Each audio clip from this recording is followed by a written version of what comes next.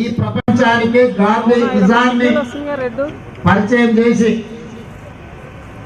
కాలమాన పరిస్థితులకు తట్టుకొని గాంధీయిజం నిలబడి ఒక గొప్ప వ్యక్తిగా మహాత్మా గాంధీ గారు ఒక గొప్ప సిద్ధాంతంగా గాంధీయిజం చరిత్రలో నిలబడ్డది. అట్లాంటి ప్రపంచానికే దార్శనికుడు, ప్రపంచానికే ఆదర్శంగా ఒక యుగ పురుషుడుగా మన భారతీయుడు ఉండడం అనేది మనందరికీ గర్వకారణం. అట్లాంటి వ్యక్తి ఈ దేశంలో బ్రిటిషర్స్ పరిపాలనలో విభజించు పాలించు అనే సిద్ధాంతాన్ని నమ్మి ఆ సిద్ధాంతాన్ని అమలు చేసి వందల సంవత్సరాన్ని ప్రదర్శిస్తున్నప్పుడు ఒక సామాన్యమైన వ్యక్తి, ఒక అతి సామాన్యమైన భారతీయుడు ప్రపంచ దేశాల ముందు నిలబడి మర పిరంగులతో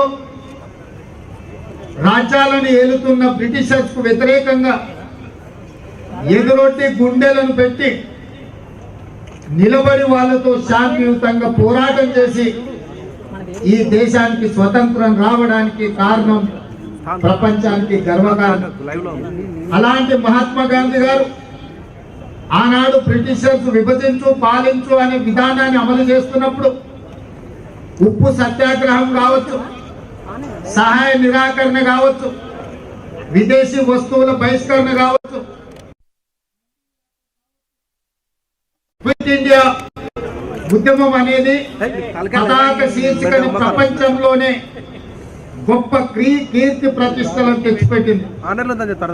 క్విట్ ఇండియా మూవ్మెంట్ లో డూ ఆర్ డై అనే పదాన్ని ప్రపంచం ముందు నిలబెట్టి బ్రిటిషర్స్ నుంచి దేశానికి విముక్తి కలిగించి ఇక్కడి ప్రజలకు స్వేచ్ఛ, సామాజిక న్యాయం, స్వయం పాలనను అందించడానికి అద్భుతమైన బాటలు వేసి ఈ దేశానికి అవసరమైన రాజ్యాంగాన్ని రచించడానికి ప్రజాస్వామిక బద్ధంగా ప్రధానమంత్రి అయినా అత్యంత పేదవాడైనా ఓటు విలువ ఒకటే విధంగా ఉండేటట్టు డాక్టర్ బాబాసాహెబ్ అంబేద్కర్ గారు రాజ్యాంగాన్ని రచించడానికి అవసరమైన దారులు ఏర్పాటు చేసి ఈ దేశం అభివృద్ధి చెందుతున్న దేశంగా, వెనుకబడిన దేశం నుంచి అభివృద్ధి చెందిన దేశంగా అవతరించడానికి మహాత్మా గాంధీ గారు మనకు స్ఫూర్తినిచ్చిండ్రు. వారి స్ఫూర్తితో కాంగ్రెస్ పార్టీ మొదటి ప్రధానమంత్రి జవహర్ లాల్ నెహ్రూ గారు బాక్రానంగల్ డ్యామ్ నుంచి మొదలు పెడితే నాగార్జున సాగర్ వరకు హరిత విప్లవాన్ని తీసుకొచ్చి ఈ దేశం యొక్క 70% పైగా జనాభా వ్యవసాయ ఆధారిత జీవన విధానంలో కొనసాగుతున్నారు. కాబట్టి నీళ్లను రైతులకు అందించడం ద్వారా ఈ దేశంలో ఆకలిని, దరిద్రాన్ని పారదోడడానికి ఆనాడు మొట్టమొదటి ప్రధానమంత్రి మన కాంగ్రెస్ పార్టీ అధ్యక్షుడు జవహర్ లాల్ నెహ్రూ గారు పునాదులు వేశారు. అక్కడి నుంచి మొదలు పెడితే లాల్ బహదూర్ శాస్త్రి గారు కావచ్చు, ఈరోజు మహాత్మా గాంధీ గారు వర్ధంతి, లాల్ బహదూర్ శాస్త్రి గారు వర్ధంతి.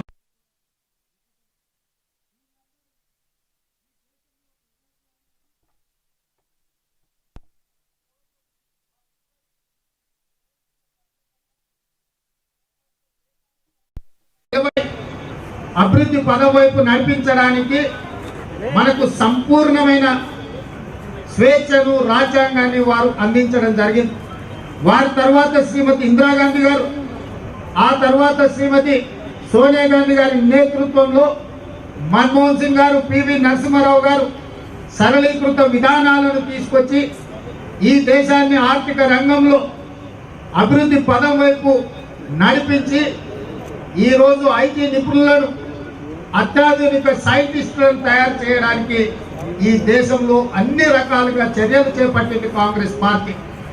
అంత అద్భుతమైన పరిపాలన అందించి బడుగు బలైన దళిత గిరిజన మైనారిటీ మహిళలకు హక్కులు కల్పించి అధికారాన్ని ఇచ్చి ఈ దేశానికి రాష్ట్రపతులు కానీ, స్పీకర్లు కానీ, ప్రధానమంత్రులు కానీ గాంధీయేతర కుటుంబ సభ్యులను రాష్ట్రాలలో మహిళలను ముఖ్యమంత్రులను చేసి ఒక అద్భుతమైన అణగారిన వర్గాలకు అధికారాన్ని చెరువుకు తీసుకెళ్లి అధికారాన్ని నడిపించే శక్తిని వాళ్ళకు అందించిన పార్టీ కాంగ్రెస్ పార్టీ. ఈ రోజు ప్రపంచంలో ప్రతి 10 మంది ఐటీ నిపుణులలో భారతీయులే 4 ఉన్నారు. ప్రపంచంలో ఏ దేశంలో అయినా ఐటీ రంగం రాణిస్తుందంటే ఆ దేశంలో భారతీయ ఐటీ నిపుణులు ఆ దేశానికి సహకరిస్తున్నట్టు లెక్క. అలాంటి ఐటీ నిపుణులను తయారు చేయడానికి ఈ దేశానికి కంప్యూటర్ను పరిచయం చేసింది కీర్తిశేషుడు రాజీవ్ గాంధీ గారు. అట్లాంటి అద్భుతమైన పరిపాలన అందించి అవినీతిని అరికట్టి ఈ దేశాన్ని అభివృద్ధి పదం వైపు నడిపిస్తుంటే ఇప్పుడు కొత్తగా భారతీయ జనతా పార్టీ అని ఒక వృక్షము ఈ దేశాన్ని కబలించాలని ఆలోచన చేస్తుంది. ఇవాళ నరేంద్ర మోడీ గారు దేశంలో రాష్ట్రంలో కల్వకుంట్ల చంద్రశేఖరరావు గారు బ్రిటిషర్స్ కి ఏకలవ్య శిష్యులుగా తయారైండ్రు. కులాల మధ్య మతాల ఇలాంటి పరిస్థితులను ఎదుర్కోవడానికి కాంగ్రెస్ పార్టీ ఎల్లవేళలా సిద్ధంగా ఉంది. కాంగ్రెస్ శ్రేణులందరూ కూడా ఇలాంటి దుర్మార్గమైన ఆలోచనలు ప్రజల మధ్యలో గోడలు నిర్మించి శాశ్వతంగా విభజించి పాలించాలనుకుంటున్న ఆలోచనలు తిప్పికొట్టడానికి ఈరోజు గాంధేయవాదులందరూ గాంధేయ సిద్ధాంతాన్ని నమ్మే వాళ్ళు హింసకు వ్యతిరేకంగా పోరాడే వాళ్ళందరూ కూడా ఇవాళ ముందుకు రావాల్సిన అవసరం ఉంది. అందుకే ఈ దేశం 75 సంవత్సరాల స్వతంత్ర ఉత్సవాలను జరుపుకున్న సందర్భంగా దేశం అత్యంత వేగంగా నరేంద్ర మోడీ గారు ప్రధానమంత్రిగా ప్రమాదం వైపు ఈ దేశాన్ని తీసుకెళ్తున్నాడు. రాష్ట్రంలో చంద్రశేఖరరావు గారు కూడా అదే రకమైన విధానాలతోటి ముందుకు వస్తున్నారు. కాబట్టి మన నాయకుడు శ్రీమతి సోనియా గాంధీ గారి నేతృత్వంలో మన అభిమాన నాయకుడు రాహుల్ గాంధీ గారు కన్యాకుమారి నుంచి కశ్మీర్ వరకు 200 రోజులు 4000 కిలోమీటర్లు పాదయాత్ర చేసి ఈ దేశాన్ని మళ్ళీ బలోపేతం చేసి ఈ దేశాన్ని ఏకీకృతం చేసి ఈ దేశంలో అద్భుతమైన ప్రజల మధ్యలో వైషమ్యాలు తగ్గించి అందరి మధ్యలో ఒక ఏకీకృత ఆలోచనలు తీసుకురావాలని చెప్పి ఈరోజు రాహుల్ గాంధీ గారు భారత్ జోడో యాత్ర ప్రారంభించారు. ఈరోజు వారు తమిళనాడులో మొదలై కేరళ రాష్ట్రానికి ప్రవేశించి తిరిగి తమిళనాడులోకి వచ్చి అక్కడి నుంచి కర్ణాటకకు ఇప్పుడు కర్ణాటకలో వారు పాదయాత్ర చేస్తున్నారు. కర్ణాటక నుంచి అక్టోబర్ 24 నాడు తెలంగాణకు రాబోతున్నాడు. ఇక్కడ రాజకీయ ప్రయోజనం కానీ వ్యక్తిగత ప్రయోజనం కానీ పదవి కాంక్ష కానీ లేదు. ఈ దేశాన్ని నరేంద్ర మోడీ కల్వకుంట్ల చంద్రశేఖరరావు గారు లాంటి చౌకబారు రాజకీయ నేతలు విభజించు పాలించు విధానాన్ని బ్రిటిషర్స్ కు ఏకలవ్య శిష్యులుగా తయారై విభజించాలన్న ఆలోచన చేస్తున్న సందర్భంలో మళ్ళీ ఈ జాతిని జాగృతం చేసి ఈ జాతిని ఏకీకృతం చేసి ఈ జాతిని అంతా కూడా స్వతంత్ర ఉద్యమ స్ఫూర్తిని నింపి ఈ దేశంలో వైషమ్యాలను తగ్గించి భారతీయులందరినీ కూడా ఒక దగ్గర కూడగట్టి భారత్ జోడో యాత్ర చేస్తూ తెలంగాణకు రాబోతున్నారు.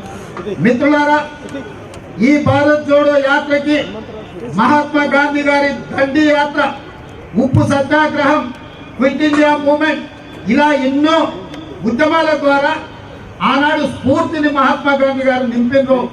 ఈ రోజు రాహుల్ గాంధీ గారు కూడా అదే స్ఫూర్తితోటి ఈ కార్యక్రమాలను తీసుకున్నారు. ఈ కార్యక్రమాలు తీసుకొని దిగ్విజయంగా పాదయాత్ర చేస్తూ లక్షలాది మంది ప్రజలను కలుస్తూ రాష్ట్రాల వెంబడి తిరుగుకుంటూ వస్తున్న రాహుల్ గాంధీ గారికి తెలంగాణ కాంగ్రెస్ పార్టీ పక్షాన మనస్ఫూర్తిగా వారికి అభినందనలు తెలియజేస్తున్నా. సంపూర్ణంగా తెలంగాణ రాష్ట్రం వారికి అండగా నిలబడి రైచూరు కర్ణాటక జిల్లా నుంచి మా తెలంగాణ రాష్ట్రంలో ఉమ్మడి మహబూబ్ నగర్ మక్తల్లో అక్టోబర్ 24 నాడు ప్రవేశించి మహారాష్ట్ర సరిహద్దులో నాందేడ్ జిల్లాకి ఏదైతే రాహుల్ గాంధీ గారు పాదయాత్ర చేయబోతుందో వారు ఇచ్చిన ఆదేశాలను వారి యొక్క ఆలోచన విధానాలను గుండెల నిండా నింపుకొని మనందరం భారత్ జోడో యాత్రలో రాహుల్ గాంధీ గారితో కలిసి కదం కదం తొక్కి ఈ తెలంగాణ రాష్ట్రంలో కూడా విభజించు పాలించు అనే విధానాన్ని శాశ్వతంగా సమాధి చేయడానికి మనందరం కలిసికట్టుగా బయలుదేరదామని చెప్పి మీకు అందరికీ తెలియజేస్తూ సెలవు తీసుకుంటున్నాం. జై హింద్, జై హింద్, ధన్యవాదాలు. హాయ్ ఫ్రెండ్స్, మా టుడే టుమారో యూట్యూబ్ ఛానల్ చూస్తున్నందుకు చాలా థ్యాంక్స్. మరిన్ని లేటెస్ట్ వీడియోస్ కోసం వెంటనే సబ్స్క్రైబ్ చేయండి. అలాగే ఈ బెల్ ని కూడా రింగ్ చేసేయండి. మా నోటిఫికేషన్స్ అన్ని మీ మొబైల్లో వస్తాయి. అలాగే మా వీడియోస్ మీకు నచ్చితే లైక్ చేయండి, షేర్ చేయండి, నచ్చకపోతే కామెంట్ చేయండి.